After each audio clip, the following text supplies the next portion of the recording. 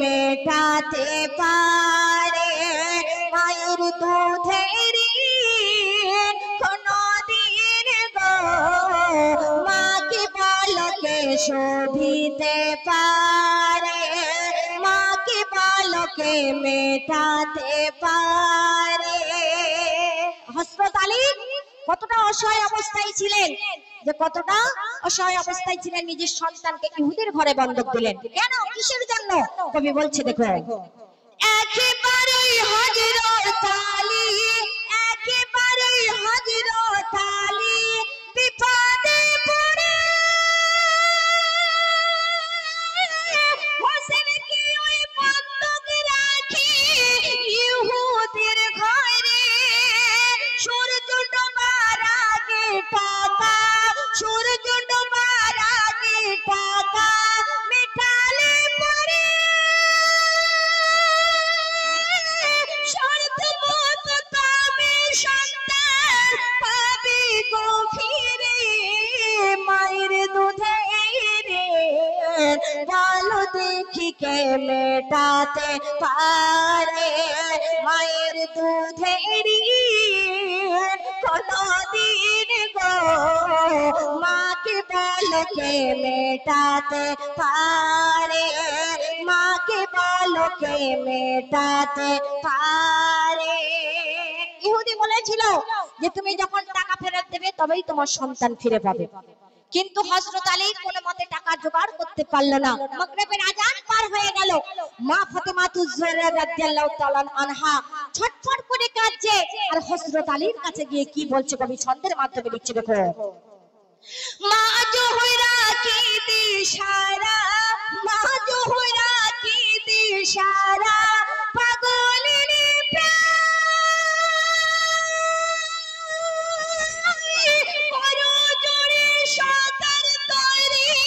স্বামীকে শোধায় কিছু একটা করুন স্বামী, কিছু একটা করুন স্বামী সময় বয়ে যায়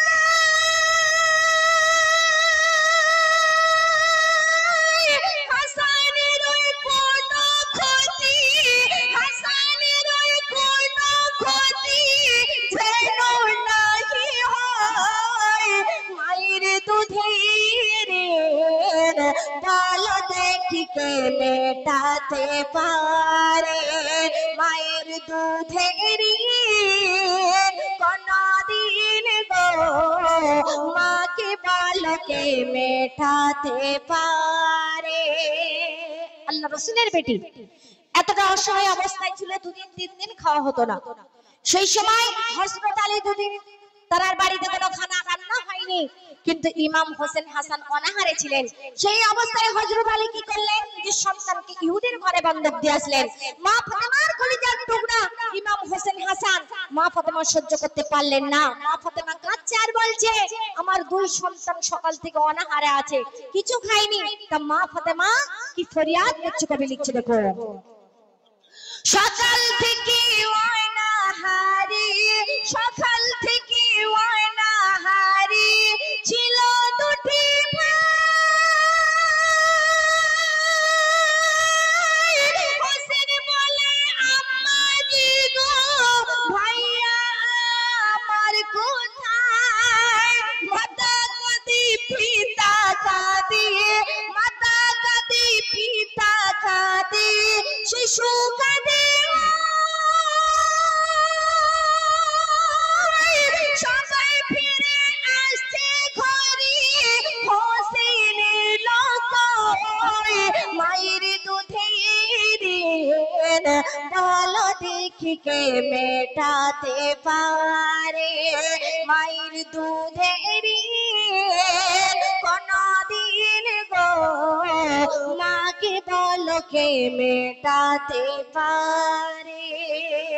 আল্লাহ রাসূলের বেটি অঝর নয়নে কাঁদছে আর ছটফট করছে, আরে এখন আমি টাকা জোগাড় করতে পারলাম না, কিন্তু আমার কলিজার টুকরা ইমাম হোসেন ইহুদির ঘরে বন্ধক আছে। সূর্য কমে কমে অস্তমিতে আঁধার হয়ে আসছে। মা ফাতেমা আল্লাহ রাসূলের কাছে গিয়ে ফরিয়াদ করছে, আল্লাহ রাসূল আমার ইমাম হোসেনকে আমি ইহুদির ঘরে বন্ধক দিয়েছি, কিন্তু টাকা জোগাড় করতে পারি না। আল্লাহ রাসূল সেই সময় মা ফাতেমাকে কি বলেছিলেন, কবি লিখছে দেখো। সূর্য ক্রমে অস্তমিতে, সূর্য ক্রমে অস্তমিতে নামিছে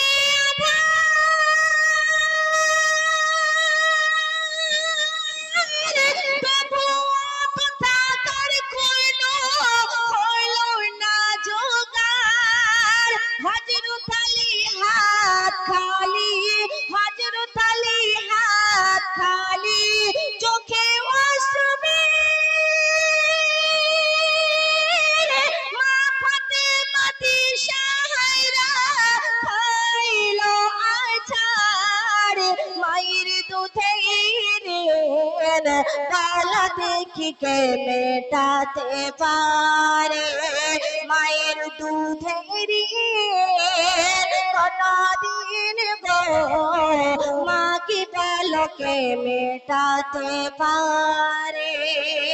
খাতুনে জান্নাত মা ফাতেমাতুজ জোহরা দয়া রাসূলের কাছে গেলেন, জাব্বা জান আমার কয়টা সন্তান? ইমাম হোসেন ইহুদির ঘরে বন্ধক আছে, সূর্য প্রায় অন্ধকার নেমে আসছে, কিন্তু আমি কি করে সহ্য করে থাকবো? সেই সময় আল্লাহ রাসূল মা ফাতেমাকে বলেছিল, মা ফাতেমা তোমার দোয়া আজকে সবার আগে আল্লাহর দরবারে কবুল হয়ে যাবে, কবুল হয়ে যাবে। তুমি আল্লাহর কাছে 2 রাকাত নামাজ পড়ে আল্লাহর কাছে ফরিয়াদ করো। তা মা ফাতেমাতুজ জোহরা রাদিয়াল্লাহু তাআলা আনহা যখন সেই নামাজ পাঠি পড়ে 2 রাকাত নামাজ পড়লেন, আল্লাহ রাব্বুল আলামিন আসরের সূর্য মাগরিবের সূর্যটাকে আবার আসরে উদিত করে দিলেন। কবি বলছে দেখো, নবীর নারী আর ঝোকারে, নবীর নারী আর ঝোকারে জোহরা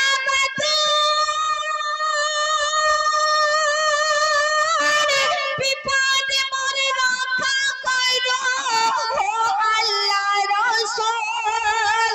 নবী বলি শোনো বেটি, নবী বলি শোনো বেটি, বোঝো না গো আজকে তোমার দোয়া আগে হইবে কবুল। মায়ের দুধের বলো দেখি কে মেটাতে পারে, মায়ের দুধের কোনদিন গো মা কি বলো কে মেটাতে পারে। আল্লাহ রাসূলের বেটি খাতুনে জান্নাত মা ফাতেমাতুজ জোহরা নামাজ পাঠি বসে আল্লাহর কাছে ফরিয়াদ করে দোয়া চাইলেন। আল্লাহ রাব্বুল আলামিন মা ফাতেমার দোয়াকে সেদিন সবার আগে কবুল করেছিল। কবি লিখছে দেখো, নবীর বেটি হাত উঠি, নবীর বেটি হাত উঠি যখন তুলিল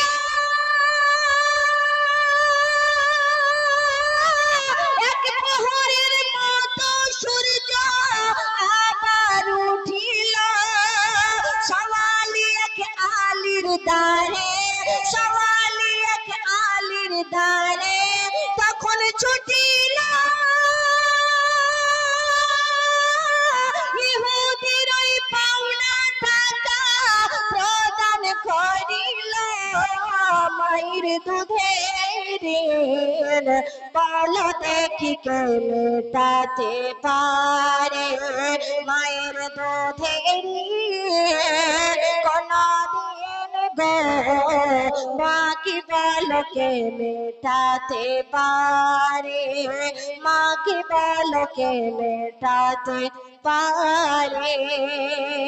মা জননী কোন সন্তানের জন্য যদি দোয়া চায় আল্লাহ রাব্বুল আলামিন মায়ের দোয়া সবার আগে কবুল করে, এবং শেষ ছন্দে মায়ের কতটা মর্তবা কবি ছন্দের মাধ্যমে লিখছে দেখো, মায়ের কত মর্তবা আর, মায়ের কত মর্তবা আর লিখবে আতাউ, মায়ের দোয়া পেলে সবই বিপদ হবে দূর। মায়ের কত মর্তবা আর লিখবে আতাউ, মায়ের দোয়া পেলে সবই বিপদ হবে দূর।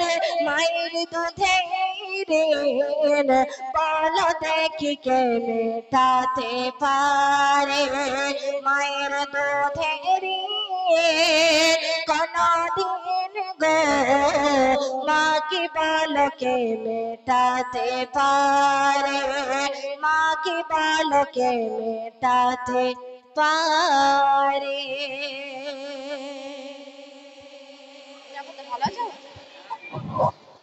সুবহানাল্লাহ সুবহান